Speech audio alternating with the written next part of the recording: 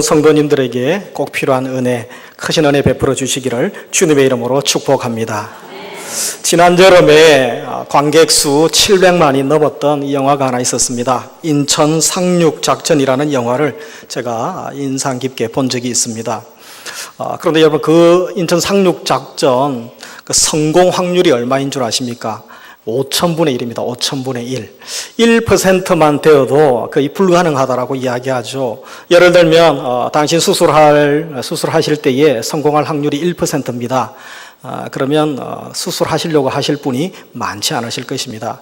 5,000분의 1은 0.02%입니다. 거의 불가능한 또 전투 상황 아니겠습니까? 그런데 인천 상륙작전을 성공하게 됩니다. 여러분, 이 작전 성공 비결이 무엇입니까? 어떤 사람들은 그런 이야기합니다. 이 사령관 메가드의 탁월한 전략 때문입니다. 아닙니다. 미국이 최신 무기를 가지고 왔기 때문에 이 작전에 성공했습니다. 아닙니다. 영화를 보신 분들은 알겠습니다만 누구의 활약이 있었습니까? 특공대의 활약이 있었습니다. 목숨을 걸고 사명을 완수하기 위해서 이 특공대가 저들의 죽어가면서 이 사명을 완수했습니다. 여러분, 과연 인천 상륙작전이 그들의 물론 수고가 있었죠. 그것 때문에 성공했을까요?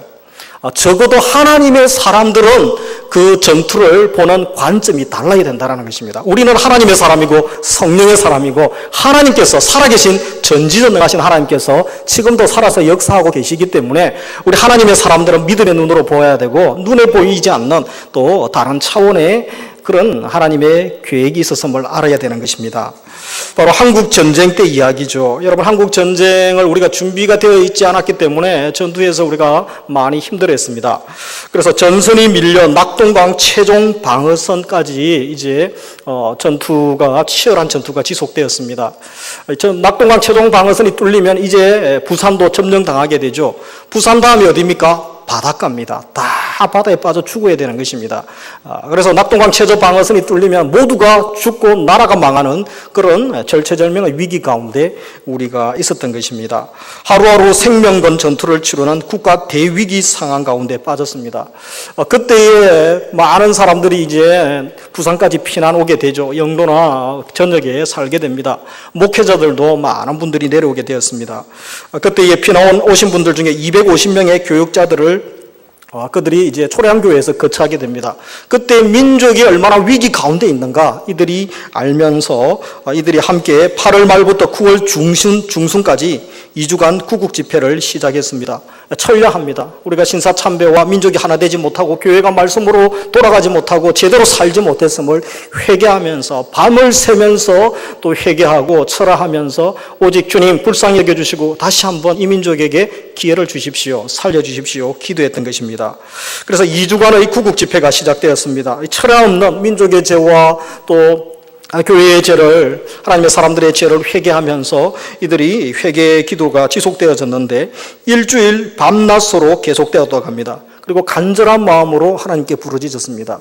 이 철야기도, 회개기도, 그리고 구국기도가 부산 전역에 있는 교회들에게 퍼지게 됩니다. 부산뿐 아니라 제주도에게까지 이제 이 회개기도회가 전되었던 것입니다.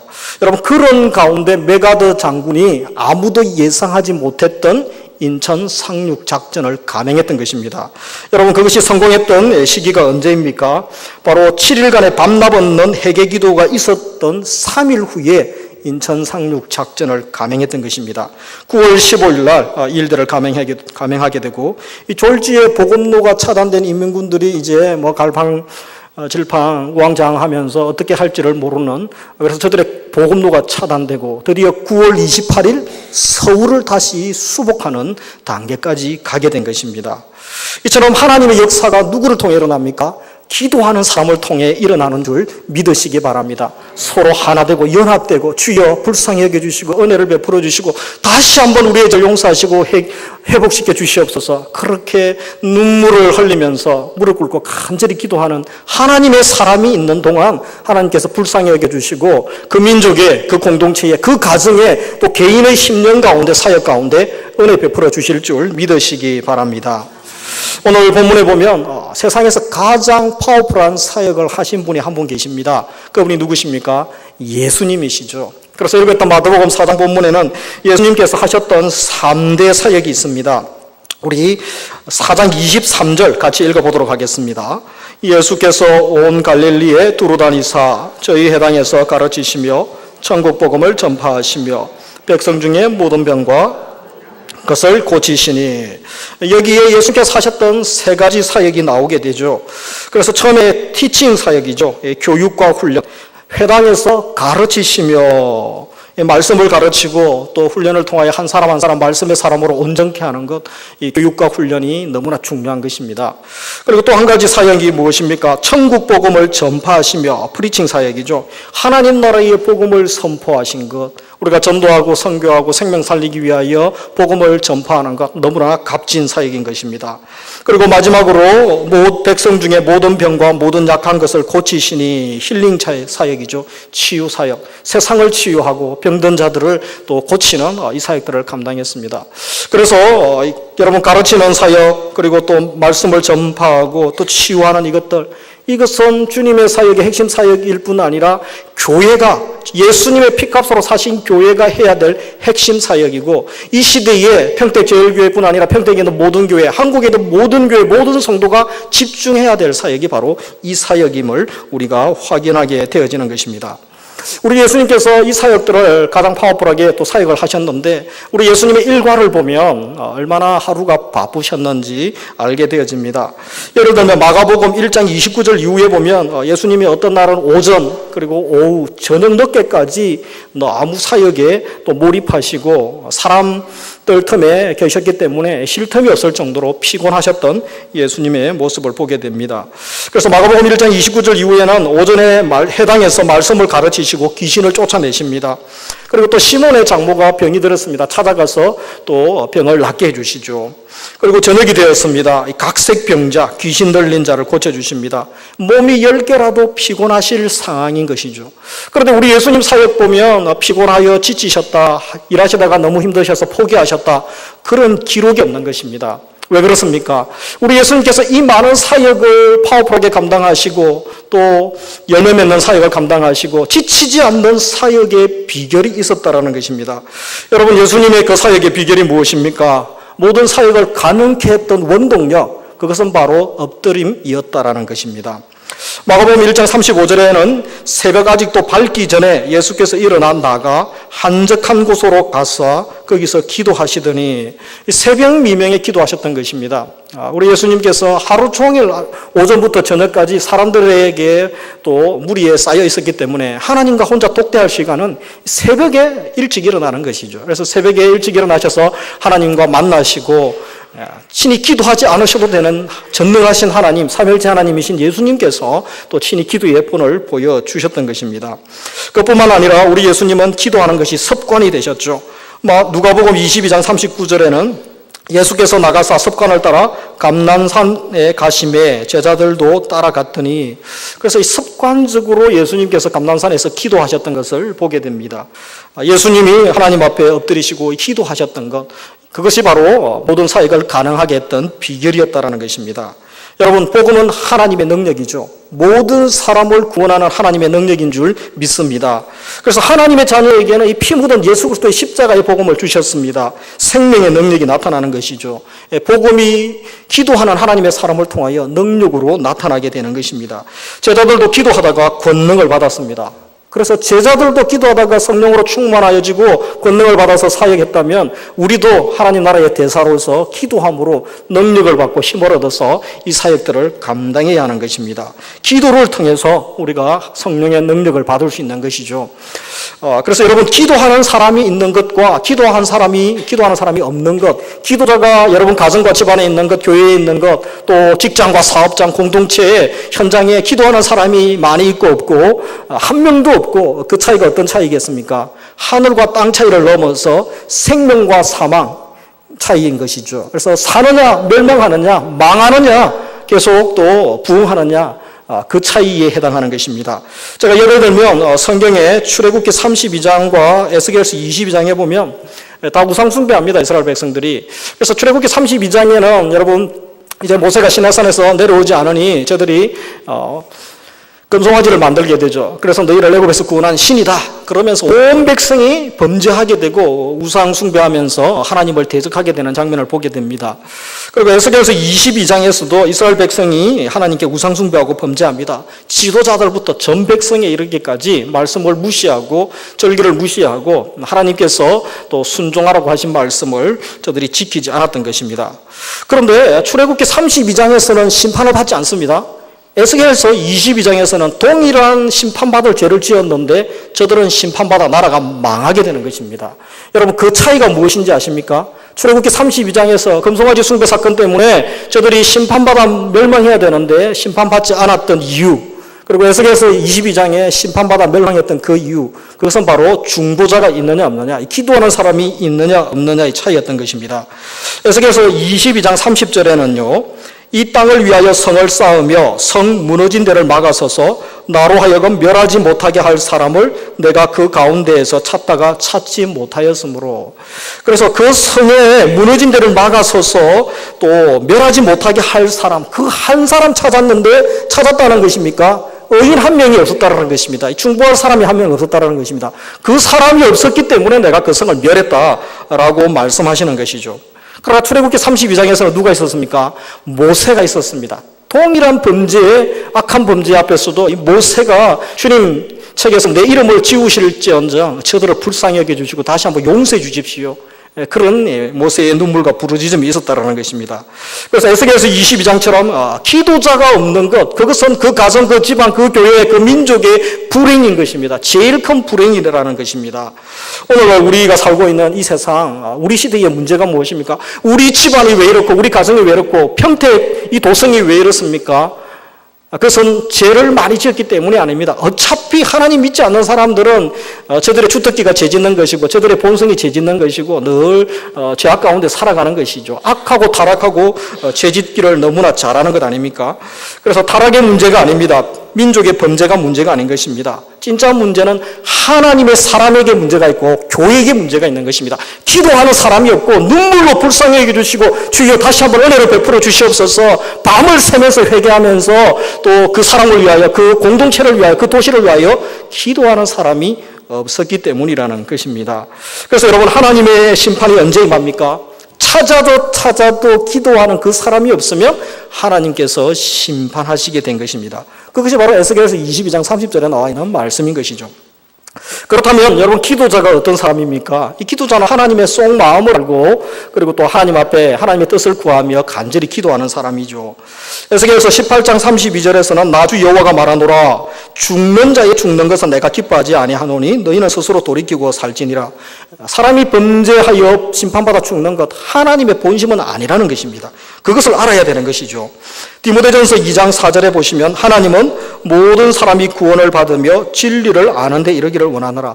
모든 사람이 구원받기를 원하는 마음, 그래서 독생자 예수님을 이 땅에 보내주시고 예수님이 십자가에서 피투성이가 되시면서 우리를 살려주시고 구원해 주시는 이 놀라운 사건, 하나님이 우리가 다 살기를 원하고 다 구원에 이르기를 원하시는 그 마음을 알고 기도하는 사람이 진정한 기도자라는 것입니다.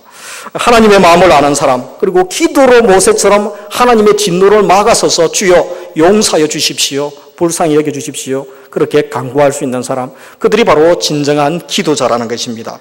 그래서 우리 오늘 헌신 예배드리는 평택제일교회 여전도의 회원 여러분 다 하나님의 마음을 알고 또 그 진노의 자리에서 막아서서 기도할 수 있는 눈물의 기도자가 되기를 원합니다. 또 우리 사랑하는 성도님 모두에게도 하나님께서 기도의 마음을 보여주시기를 주님의 이름으로 축복합니다. 그렇다면 우리가 기도 자리에 서야 되는데 기도의 자리에 기도자가 서야 할 세 가지 자리가 있습니다. 그 세 가지 자리를 함께 나눠보기를 원합니다. 먼저 제가 자막을 준비하지 못해서 죄송합니다. 함께 말씀을 몇 구절 찾았으면 좋겠는데요.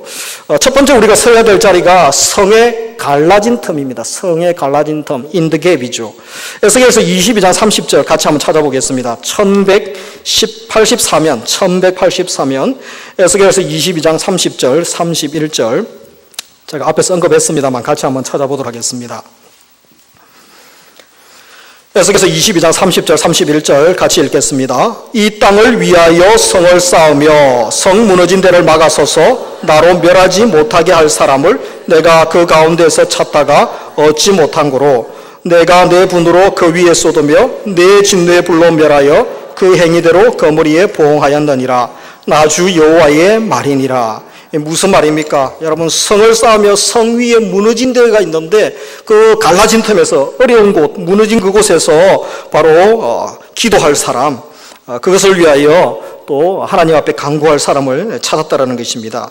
그런데 하나님께서 결국은 진노로 멸하게 되시죠. 바로 보응하셨다라고 말씀합니다. 범죄로 망하게 되고, 또 한 가지는 이 중보자가 없었기 때문에, 기도하는 자가 없었기 때문에 망했다라는 것입니다. 예레미야 5장 1절에는 너희는 예루살렘 거리로 빨리 왕래하며 그 넓은 거리에서 찾아보고 알라. 너희가 만일 정의를 행하며 진리를 구하는 자를 한 사람이라도 찾으면 내가 이 성을 용서하리라. 여러분, 예레미야는 이스라엘의 이제 마지막 멸망 전에 또 하나님의 심판을 예언하고, 그리고 그 이스라엘의 멸망을 목도했던 선지자 아닙니까? 근데 그가 무엇이라고 합니까? 만일 정의를 행하며 진리를 구하는 자를 한 사람이라도 찾으면 내가 그 성을 멸하지 아니하겠다. 그런데 그 의인 한 명이 없었다라는 것입니다. 예루살렘이 망할 때에 뭐죠? 의인 한 명이 없었다라는 것입니다. 그래서 그 예루살렘이 멸망했다라고 성경은 지적하고 있는 것입니다. 여러분, 의인 한 명, 중보자가 없으므로 교회도 망하고 공동체도 망하고 나라도 망하고 집안도 망하고 개인도 망하는 것입니다. 그래서 우리가 기도하는 사람, 주님의 마음을 가지고 주님의 뜻을 알고 간절히 또 기도하고 눈물로 회개를 구하고 다시 한번 우리 가정, 우리 공동체, 우리 교회 이 땅에 하나님의 부흥을 주시옵소서 간구할 수 있는 그런 사람이 필요한 것입니다. 그래서 참된 주님이 기뻐하시는 기도자가 서야 할 자리, 바로 결렬된 틈에서 어려운 그 자리에 내가 가서 먼저 기도하고 주의 은혜를 구하는 우리 여전도 회원들 되시기를 주님의 이름으로 축복합니다. 그리고 우리 또 특별히 또 우리 중보 기도했던 많은 분들을 볼 수 있죠. 이 모세의 기도 아시죠? 모세가 시편 106편 23절에 보면 그러므로 여호와께서 그들을 멸하리라 하셨으나 그가 택하신 모세가 그 어려운 가운데에서 그의 앞에 서서 그의 노를 돌이켜 멸하시지 아니하게 하였도다. 모세가 어려운 가운데 서서 바로 기도했다는 것입니다. 출애굽기 32장 그 사건을 우리가 기억하게 되는 것이죠. 하나님의 진노를 기도하는 의인 한 명, 그 모세 때문에 돌이키게 되는 사건을 기억합니다. 여러분, 소돔 땅을 멸할 때에 누가 기도했습니까? 창세기 18장 23절 이후에 보면 아브라함이 하나님께 기도하지 않습니까? 그래서 주님, 의인을 악인과 함께 멸하시겠나이까? 아니다. 그러면 그 성에 의인 50명을 찾으면 내가 멸하지 않겠다. 45명, 40명, 30명, 20명, 10명까지 가지 않습니까? 그런데 그 소돔 고모라 땅에 여러분 의인 10명이 있겠습니까? 결국은 망하게 되는 것이죠. 그런데 중요한 게 무엇입니까? 아브라함이 기도했다라는 것입니다. 그래서 여러분 출애굽기 창세기 18장 19절 29절에 보면 하나님이 그 지역의 성을 멸하실 때에 곧 롯이 거주하는 성을 엎으실 때에 하나님이 아브라함을 생각하사 롯을 그 엎으시는 중에서 내보내셨더라. 누구를 생각하셨습니까? 아브라함이 기도했다는 것입니다. 여러분이 자녀를 위하여 기도하는 난 하나님이 여러분 자녀들 기억하시고 구원해 주실 것입니다. 여러분 남편, 아내, 부모님, 형제들, 집안, 또 사랑하는 친구들, 사랑하는 구원받아야 할 동료들, 또 이웃에 만나는 사랑하는 분들, 내가 기도를 포기하지 않는 이상 하나님께서는 저들을 심판하지 않는 것입니다. 하나님께서 기회를 주시고 전도자를 보내주시든지 나를 통하여 예수님 믿게 하시든지 기적을 베풀어 주시고 역사하실 줄 믿으시기 바랍니다. 그래서 우리 기도자가 서야 될 자리, 성에 갈라진 틈에서 먼저 기도하시기 바랍니다. 그리고 두 번째로 우리가 살필 것은 이 성벽 위에서 기도하는 것이죠. 우리 이사야 62장 6절 같이 한번 찾아보도록 하겠습니다. 이사야 62장 6절입니다. 1044면 전후가 되겠습니다.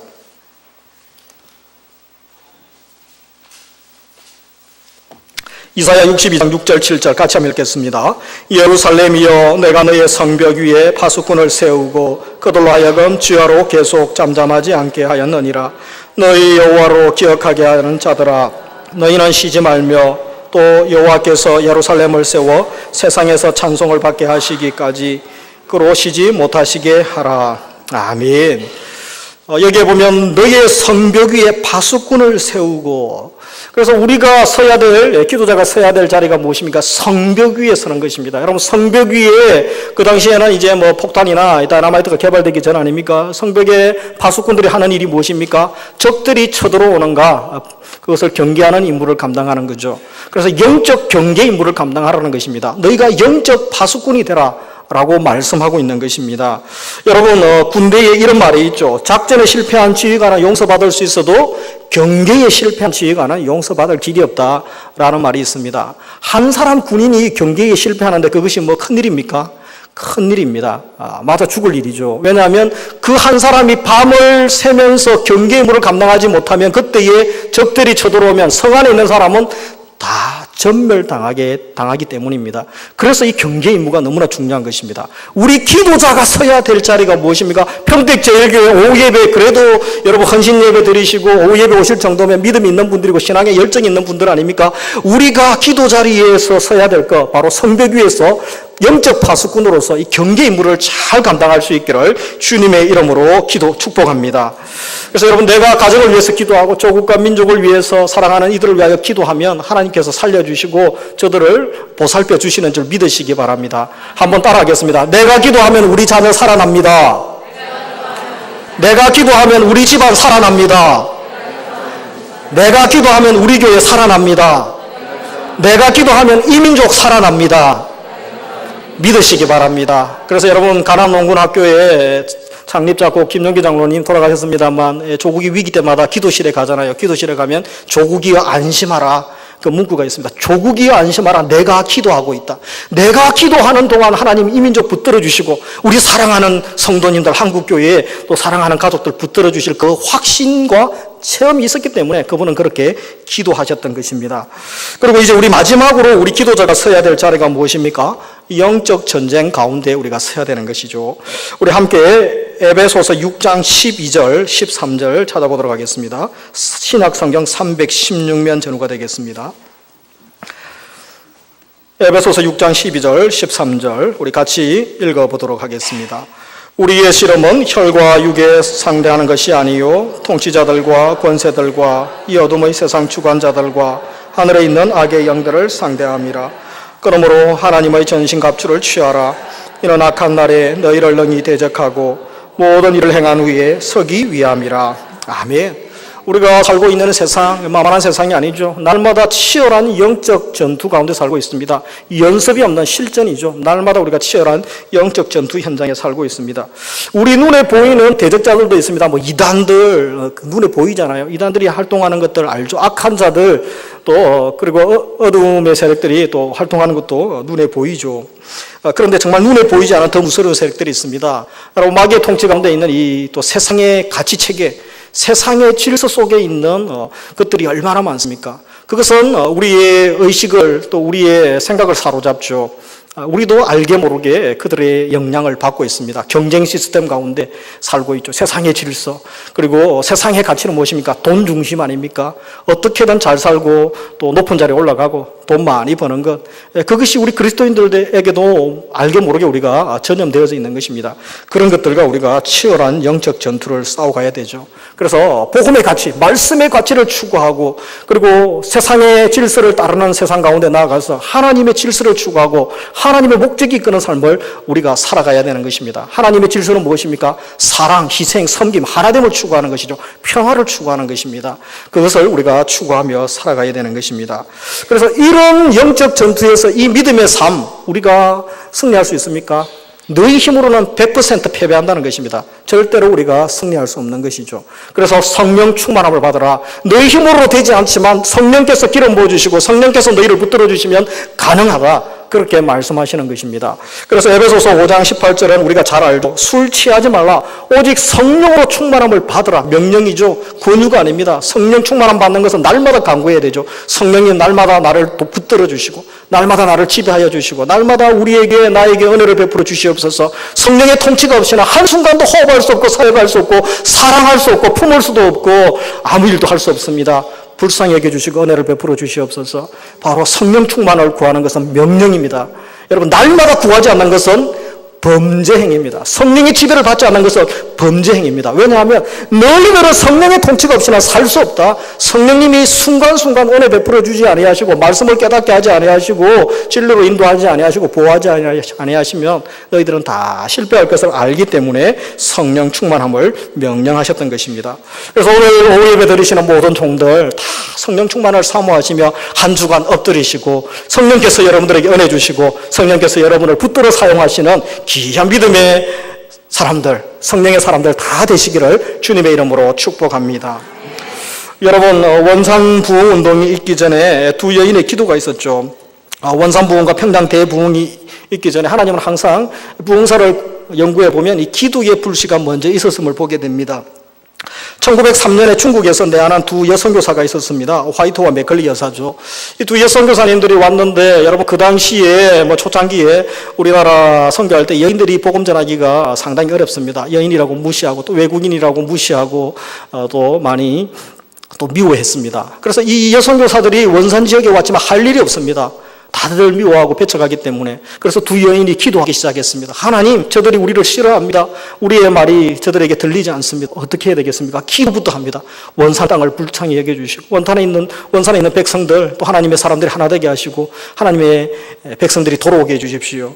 그래서 여러분 이 기도가 소문납니다. 이 눈물 흘린 두 여인의 기도가 점점 확산되어서 갑니다. 원산 전역에 정기적으로 선교사들이 모여서 기도하게 되고 장로교에서만 모인 것이 아니라 장로교, 감리교가 연합해서 기도하기 시작합니다. 그때에 하디 선교사가 자신의 교만을 회개하면서 하디 선교사가 회개하고 다시 한번 부흥의 불을 지피게 됩니다. 그래서 원산에 하나님께서 성령께서 부흥을 주시고 1907년도에 평양 대부흥 운동까지 이 기도의 불씨가 이어지게 합니다. 그리고 1909년도에 100만 명을 우리가 구원하겠다, 전도하겠다, 100만인 구령 운동까지 이 기도의 불이 활활 타오르게 하신 것입니다. 그 일을 누가 한 것입니까? 여러분 두 여인의 무릎에서 기도하면서 시작되었다라는 것입니다. 그래서 부흥 운동을 연구해 보면 항상 그 배후에 불씨를 던진 사람이 있습니다. 작은 기도의 불입니다. 보잘것없는 불입니다. 그러나 하나님 그것이 기폭제가 되게 하시고 점점 전폭시켜 주시고 한 공동체를 흥분시키시고 지역과 민족과 교회를 들어 사용하셨다라는 것입니다. 5만 번 응답받았던 또 고아의 아버지 조지 뮬러, 그분이 얼마나 기도 많이 합니까? 수천 명의 고아를 어떻게 먹여 살립니까? 그런데 그분이 이런 고백이 있습니다. 하나님은 한 번도 나를 실망시키지 않으셨습니다. 그가 하나님만 붙들고 무릎으로 기도하였기 때문에 5만 번 이상 기도 응답 받았었고, 그리고 그 많은 고아들 하나님은 한 번도 저들을 돌보는데 나를 실망시키지 않으셨다라는 고백을 하는 것이죠. 너무 바빠서 기도합니다. 빌 하이벨스 목사님, 그분은 삶의 우선순위가 분명한 사람이었습니다. 기도보다 성령보다 앞서지 않았던 것입니다. 마르틴 루터, 여러분 2시간 기도하지 않으면 그날은 마귀가 승리한다고 합니다. 바쁜 날은 기도 안 한 것이 아니고 3시간 중요하고 바쁜 날은 기도를 더 늘립니다. 저도 참 이 루트의 삶을 보면 너무 부끄럽기 짝이 없습니다. 이 목회자가 이렇게 해야 되는데 바쁘면 기도 시간을 좀 줄이는 경우가 있어서 회개가 되어집니다. 그리고 사무엘 선지자, 여러분 사무엘상 12장 23절, 나는 너희를 위하여 기도하기를 쉬는 죄를 여호와 앞에 결탄코 범하지 아니하고, 기도하는 그 삶을 그는 평생 살았던 것입니다. 여러분 저는 농촌 시골 마을에서 어려서 자랐습니다. 그 당시에 이제 행정구역이 어떻습니까? 시골에는 도, 군, 그 다음에 면, 리, 동 이렇게 이제 되어 있지 않습니까? 그래서 제가 살았던 동이 대산면 서촌리 동촌동이죠, 동촌. 그런데 제가 살았던 시골에는 교회가 없었습니다. 우리 한 리에 동네가 몇 개 모이면 이제 리를 하죠. 서촌리가 되는데, 근데 서촌리 안에 여러 동이 있는데 교회가 하나도 없었습니다. 그리고 우리 서촌리 안에도 교회가 없었습니다. 이웃 하길에 가서 이제 예배를 드렸습니다. 그래서 제가 어릴 때 이제 어머니랑 교회를 다니면서 어머님과 같이 기도한 게 있습니다. 하나님, 우리 서촌리에도 교회가 생기게 해주시고, 우리가 살고 있는 동촌동에도, 동네에도 교회가 생겼으면 좋겠습니다. 그러면서 이제 제가 어려서 또 이사를 갔습니다. 이제 그 지역에 살지 않았죠. 최근에 지난 추석에 한 30몇 년이 지나고 난 다음에 제가 시골에 산소가 있어서 그 시골을 가게 됐습니다. 그런데 놀라운 일은 우리 동네마다 이 교회가 세워져 있는 것입니다. 서촌리에 교회가 몇 개가 세워져 있어요.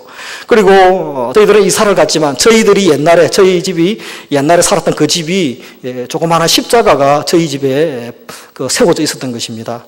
이 서울에서 은퇴한 목사님이 이제 이사를 오셨는데 저희들이 옛날에 살았던 그 집에 십자가가 세워서 개척교회를 하고 있었던 것입니다. 제가 너무나 놀랐습니다.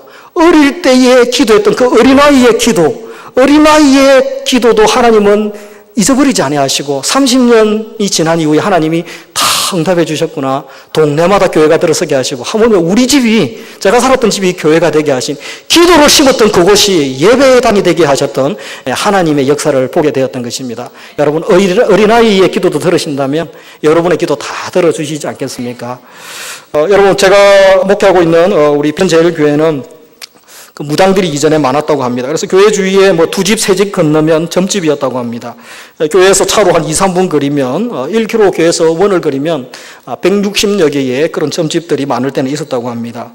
그리고 우리 교회 뒤에 보면 이제 동산에 하나 있습니다. 자그마한 산에 하나 있는데 이제 밤에 되면 이제 무당들이 거기서 굿거리하는, 굿하는 장소입니다. 그리고 또 좀 위험한 우범지대이기도 했다고 합니다. 그런데 교회가 30년 이상 계속 기도했습니다. 제가 봐서도 2년 이상 계속 기도했죠. 그런데 제가 오기 전에 바로 그 교회 뒤에 산에 도로가 나면서 이제 더 이상 무당들이 굿을 하지 않습니다. 그리고 이제 조명도 또 생기면서 더 사람들이 다니기 안전한 길이 되었던 것이죠. 그리고 교회에서 한 300m만 나가면 여러분도 아시겠습니다만, 아시는 분도 계시겠습니다만, 이 재랭이 고개라는 데가 있습니다. 무당들이 집단으로 거주합니다. 그래서 얼마나 전도하기가 어려운지 모릅니다. 그러나 포기하지 않고 우리가 계속 기도했습니다. 얼마 전에 올해 초에 여러분 놀라운 일이 있었습니다. 돈 10원 투자하지도 않았는데 평택시에서 그쪽이 교통이 복잡하기 때문에 4차선 도로 공사가 시작되었습니다. 그래서 제가 최근에 이제 신방 가고 전도하다 보니까 여러분 그 무당들 3분의 2가 다 이사를 갔습니다. 멀리 가든지. 3분의 1 정도만 남아 있습니다. 그것은 아직 우리 교회가 더 기도해야 된다고 하나님께서 아직 기도하도록 붙여주신 것 같아요. 그래서 한 번은 제가 지나가다가 여러분 그 무당집을 부수는데, 이 포크레인이 이제 무당집을 부수는데 그 기사가 아마 저녁이 되어서 퇴근한 것 같은데 그 무당집 위에 포크레인 손이 올라가 있는 거예요. 손이 올라가 있는데 이제 저녁이 되니까 이분은 내일 일하려고 퇴근을 했는데 제가 그것을 보면서 너무 놀랐습니다. 사람의 힘으로는 어떻게 그런 일을 할 수 있겠습니까? 그러나 하나님이 하시려면 창조주 하나님께는 아무 일도 아닌 줄 믿으시기 바랍니다. 하나님의 사람이 기도만 하고 있으면 때가 되면 하나님이 역사하시고 일하시고 영적 환경도 만들어주시고 또 닫힌 문도 열어주시고 길도 만들어주시고 또 여러분의 기도에 신실하게 응답하여 주실 줄, 하나님의 뜻을 이루실 줄 믿으시기 바랍니다. 말씀을 마무리합니다. 여러분 예수님의 3대 사역 비결이 무엇입니까? 기도하는 것이었습니다. 이제 우리 여전도회 연합회 또 여전도회 회원들뿐 아니라 우리 성도님들 모두 각자의 삶의 현장에서 예수님처럼 3대 사역 지치지 않는 비결, 또 성공의 비결 엎드리면서 주의 은혜를 주시고 우리 가정에, 우리 집안에, 우리 직장과 캠퍼스와 우리 삶의 현장에 기적을 베풀어 주시고 우리 교회에 기적을 베풀어 주시고 하나님의 역사를 드러내는 주의 구원을 이루는 온전한 도구로 쓰임받게 해주십시오. 한 주간 열심히 기도하시고 또 누구보다 앞장서서 또 우리 목사님과 우리 또 장로님들 또 교육자들, 사역자들, 사랑하는 분들을 위하여 기도하며 정말 주님 보시기에 여러분 평택제일교회 이름대로 평택에서 제일 기도 많이 하는 교회, 평택에서 제일 성령 충만한 교회, 제일 믿음의 선한 사업 많이 감당하는 아름다운 교회 되시기를 주님의 이름으로 축복합니다. 기도드리겠습니다. 주님 은혜를 감사합니다. 오늘 기도자의 정체성을 인식하게 하시고 아버지의 마음으로 기도하게 하여 주시옵소서. 우리 기도자가 서야 될 세 자리, 지금 내가 바로 서야 할 자리임을 알고 내가 헌신하기를 원합니다. 우리 가정에서, 집안에서, 직장과 또 교회에서 어려운 곳에 모세처럼 서서 내가 먼저 기도하게 하여 주시옵소서. 영적 파수꾼으로서 영적 경계의 임무를 잘 감당하게 하시고 날마다 영적 전쟁터에서 하나님의 전신갑주를 취하고 승리하는 믿음의 사람, 믿음의 종들 다 되게 하여 주시옵소서. 예수님의 이름으로 기도드리옵나이다. 아멘.